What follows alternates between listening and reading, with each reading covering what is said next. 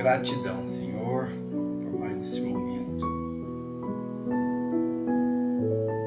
de reflexão, mas também de radiação, de geração de energias. Embalados por essa música, fundo, quanta luz, nós possamos gerar energias luminosas, que a espiritualidade possa potencializar essas energias, que nós possamos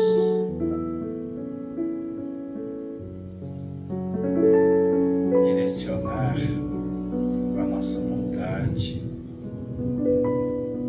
boa vontade, energias de paz, de amor, de acolhimento àqueles que sofrem, àqueles que estão numa sintonia mais difícil, desequilibrante, que de alguma forma eles possam sentir-se amados, acolhidos, que nós possamos também nos deixar envolver por esse sentimento, pelos aprendizados do dia a dia e buscar a transformação tão necessária que viemos com esse objetivo nesta reencarnação. Que a sua paz, Senhor, o seu amor permaneça entre nós. Que assim seja. Que seja. Qualidade da prece, no capítulo 28. No capítulo 27. Capítulo 27, que é Pedi e obtereis. Qualidade da prece. Item 1, item 2, 3, talvez dê fazer, são pequenos itens, 1, 2, 3 e 4. Quando orardes, não vos assemelheis aos hipócritas, que afetadamente oram de pé nas sinagogas e nos cantos das ruas, para serem vistos pelos homens. Digo-vos em verdade que eles já receberam sua recompensa.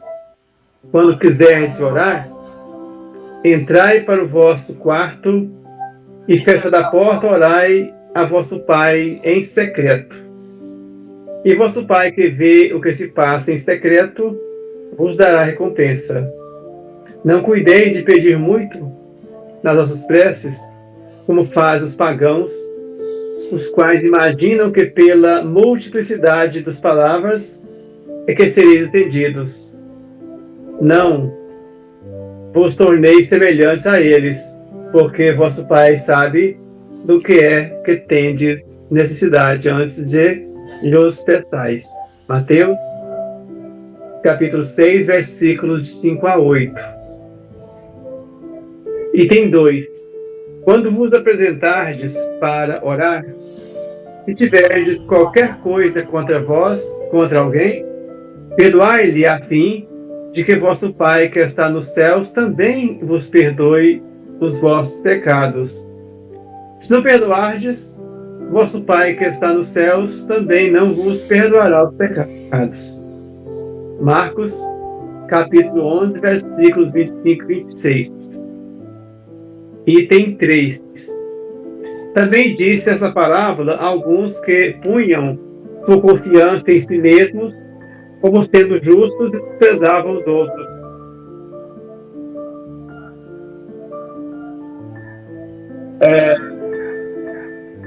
Dois homens subiram ao templo para orar. Um era fariseu, publicano o outro. O fariseu, conservando-se de pé, orava assim consigo mesmo: meu Deus, rendo-vos graças por não ser como os outros homens, que são ladrões, são injustos e adúlteros, nem mesmo como este publicano. Jejuo 2 vezes na semana, dou o dízimo de tudo que possuo. Publicano, ao contrário, conservando-se afastado, não ousava sequer erguer os olhos ao céu, mas batia no peito, dizendo: meu Deus, tem piedade de mim, que sou um pecador. Declaro-vos que este voltou para sua casa justificado e o outro não. Porquanto aquele que se eleva será rebaixado e aquele que se humilha será elevado. Item 4. Jesus definiu aqui item 4, a explicação de Kardec. Jesus definiu claramente as qualidades da prece. Quando orardes, diz ele, não vos ponhais em evidência, antes orai em secreto. Não afeteis orar muito, pois não é pela multiplicidade das palavras que sereis escutados, mas pela sinceridade delas. Antes de orardes, se tiverdes qualquer coisa contra alguém, perdoai-lhe, visto que a prece pode ser agradável a Deus, se compara com o coração purificado de todo sentimento contrário à caridade. Orai, enfim, com humildade como o publicano, e não com orgulho como o fariseu. Examinai os vossos defeitos, não as vossas qualidades. E se vos comparais aos outros, procurai o que há em vós de mal. Então, esse é interessante, né? A gente pode comparar, mas é importante observar na gente também o que eu faço de errado. Eu não pode compara, mas olha o que você tem de ruim e que de repente o outro tem de bom também. Não é problema a comparação, porque às vezes você pode usar os outros como exemplo para pensar, não quer fazer assim. Então, se o cara faz a mulher dele sofrer com atitudes diversas, aí ele vê o seu colega fazer isso, ele pensa, não, eu não devo fazer assim, igual ele está fazendo. Eu tenho que me esforçar, embora eu tenha muitos pecados, muitos erros, mas esse é um exemplo de não fazer, né? Então, e olhar o outro também naquilo de bom que ele faz, para a gente poder seguir. Agora, não no sentido de depreciar, porque esse caso aqui do fariseu e do publicano é muito interessante, porque o fariseu é aquele que se achava justo, né? Que é um verdadeiro servo de Deus. Então, ele fazia o certo, jejuava todo dia, pagava o dízimo certinho todo mês, não era corrupto nem ladrão, mas aquele outro ali era. Então ele ficou pensando, eu não sou como aquele ali que é corrupto, que é ladrão, que não paga o dízimo, e assim por diante. Enquanto o publicano, que embora tivesse muitos pecados, ele conhecia os seus pecados. E ele não se orgulhou. E é interessante que não, segundo aqui, fala que ele conservou-se um pouco distante do altar, porque ele não se achava digno daquilo. Nem sequer erguia muita cabeça, porque ele não se achava digno, mas simplesmente ele pediu, Deus, Pai, perdoa-me, pois eu sou um pecador. A Jesus, que a prece desse foi justificada, enquanto a do outro não foi, porque o outro estava orgulhoso. Talvez errasse mais que o publicano, mas que achava muito melhor que o publicano. O publicano sabia o que ele era. O publicano já sabia que era pecador e com certeza estava com vontade. Quando a gente reconhece nossos erros, quando nós reconhecemos nossos erros, é meio caminho andado para a nossa melhoria, né? Mas quando a gente não reconhece os erros ainda, demora, porque ainda tem que, primeiro, para corrigir, eu tenho que conhecer meus erros. Então, quem já conhece está no caminho, está na frente. Se eu não conheço o meu, então eu estou mais atrás, porque falta o conhecimento.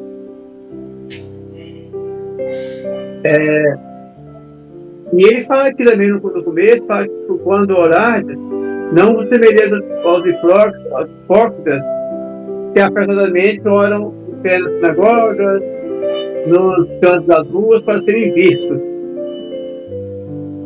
Quer dizer, essa questão de se mostrar que é melhor que os outros, possivelmente. Ele fala aqui, então, quando orar, sai do teu quarto, com a porta fechada, ora ao Pai em secreto, em segredo, Deus nos dá a recompensa. Não precisa da gente mostrar para os outros que eu sou bom, que eu sei orar, que eu oro muito, que eu sou um cara fiel a Deus, e assim por diante. O importante é nós nos mostrarmos diretamente para Deus.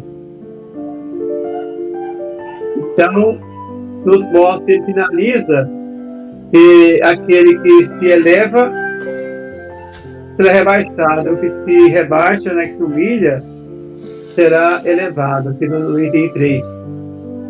Porquanto aquele que se eleva será rebaixado, e aquele que se humilha será elevado. No item 2, ele fala no final, assim, meio, que a gente fica assim, meio muito fácil de entender, né? Ele fala, se perdoardes aos outros, o vosso Pai que está no céu também vos perdoará os pecados. E se não perdoar, aí vosso Pai Celestial também não vos perdoará.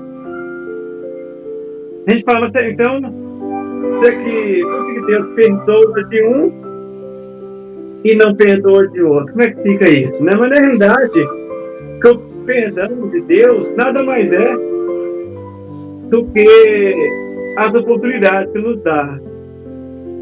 E as oportunidades Ele vai dar para quem perdoou e para quem não perdoou.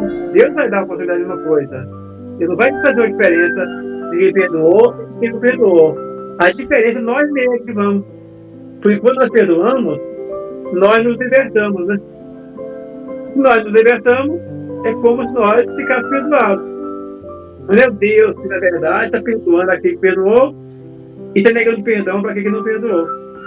Mas também nós mesmos nos sentimos libertos quando nós perdoamos. Então, se a gente perdoa o nosso semelhante que errou com a gente já lembra que era a questão das amarras, né, da algema, a algema sai e a gente se liberta. É ali.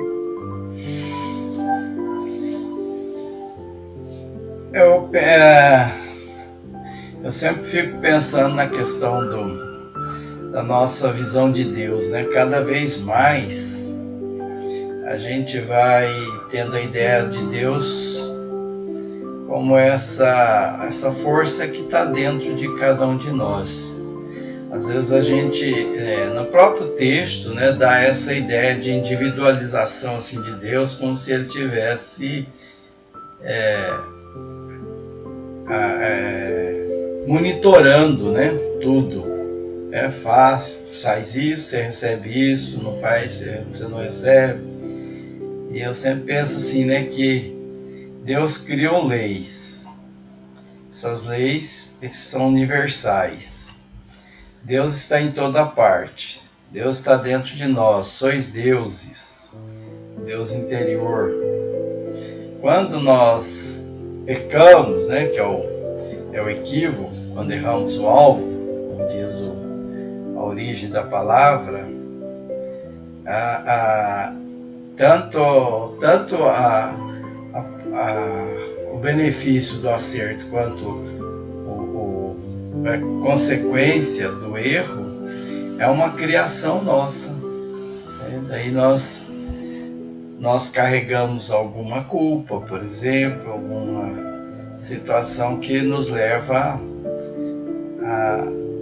a responder por aquela situação. Então, sempre dentro de nós. Na questão da oração, assim como um todo, também tem essa característica, né? Nós estamos trabalhando com esse Deus interior, com a vontade, com o desejo de servir, com a emoção, com o sentimento. Então, o tempo todo aí, a Jesus exorta a esse comportamento. A impressão que dá assim que ele quando ele diz, né, que o pecador, aquele publicano, ele vai ser justificado, né, por Deus e o outro não, dá a impressão também de escolhas e de julgamentos, né? Mas é o julgamento que fazemos, até porque aquele ato, né, que toca trombetas e faz de tudo para se aparecer perante a comunidade, né, e ele diz que ele cumpre com todos os mandamentos de cultos que ele segue, e Jesus fala que ele está equivocado, é mais uma forma de chamar a atenção para que ele perceba isso. Porque talvez essa atitude seja muito mais de ignorância do que de maldade. E que tem muito hoje em dia, nos cultos das igrejas, e inclui a igreja espírita também, que não deveria ser, mas nós tornamos a doutrina espírita uma igreja, muitas vezes.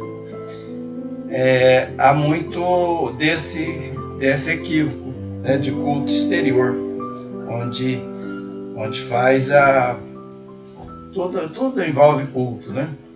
E se a gente for pensar, por exemplo, aí trazendo para a doutrina espírita, Kardec em nenhum momento falou em culto, em criar igrejas e criar uma religião espírita.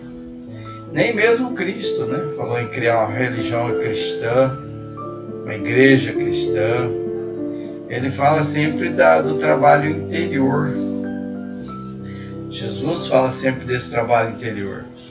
E Kardec relembra essa situação do trabalho interior, e também ele traz a questão, né, de tornar isso lógico, né, racional dentro do estudo que a gente faz, não do igrejismo, do culto, que muitas vezes leva essa prática exterior.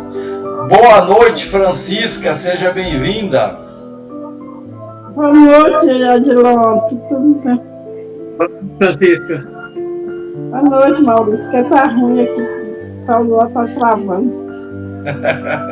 Mas nós estamos te ouvindo bem, só não estamos te vendo, mas ouvindo, nós estamos ouvindo bem. Tá bem, eu tô ouvindo agora vocês. Então tá. Então nós estávamos comentando assim sobre o caráter da oração, né, que foi lido do Evangelho.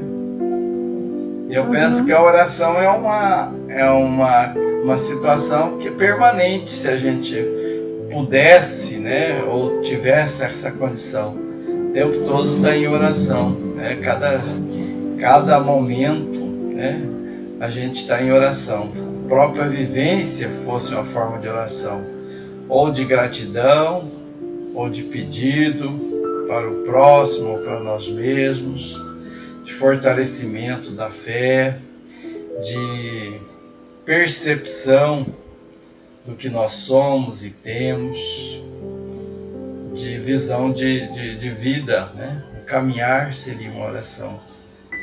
Eu penso que é isso. Gratidão.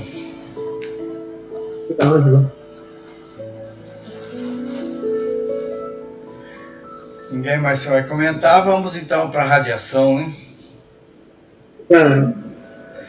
Eu começo.